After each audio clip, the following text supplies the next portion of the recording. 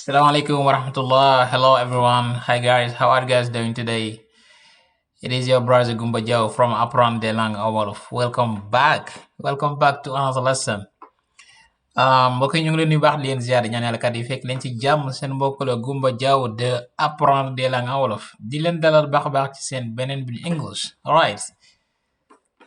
Okay, without further ado, let's jump right in. He knows what he's doing. He knows what he's doing. Loolu mooy xam na li muy def. Moom xam na li muy def. He knows. He knows what he's doing. He knows what he's doing. Where does this come from? Where does this come from? Where does this come from? Lii fan la jóge. Lii fan la jóge. Lii fu mu jóge. Where does this come from?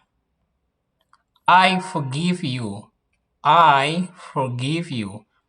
I forgive you. Baal naa la. Baal naa la. Jéggal naa la. Jéggal naa la. I forgive you. That's the question. That's the question. That's the question. Loolu mooy laaj bi. Loolu mooy laaj bi nag. That's the question.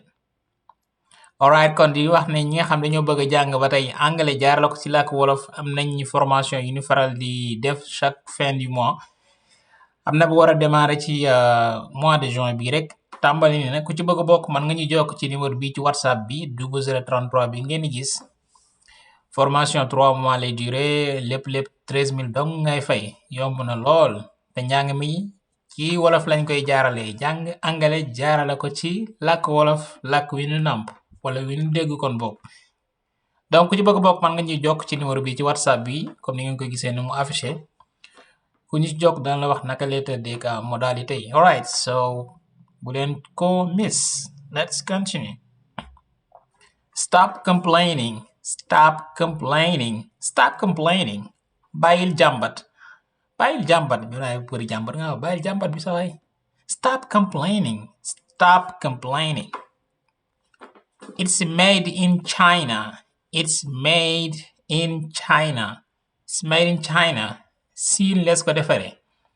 Siin lees ko defaree quoi des fois ay produits ak yu ni mel quoi.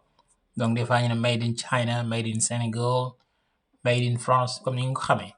donc bu ne it's made in China maanaam produit bi wala mbir mi siin lees ko defaree. Siin lees ko defaree. Alright. It's made in China. Sorry, I didn't mean to do that. Sorry, I didn't mean to do that. Sorry, I didn't mean to do that. Baal ma teyuma ko. Baal ma teyuma ko. jubluwoo ko ci daal benn nga mu jéggul ci benn mbir daal boo xam si teyuloo ko.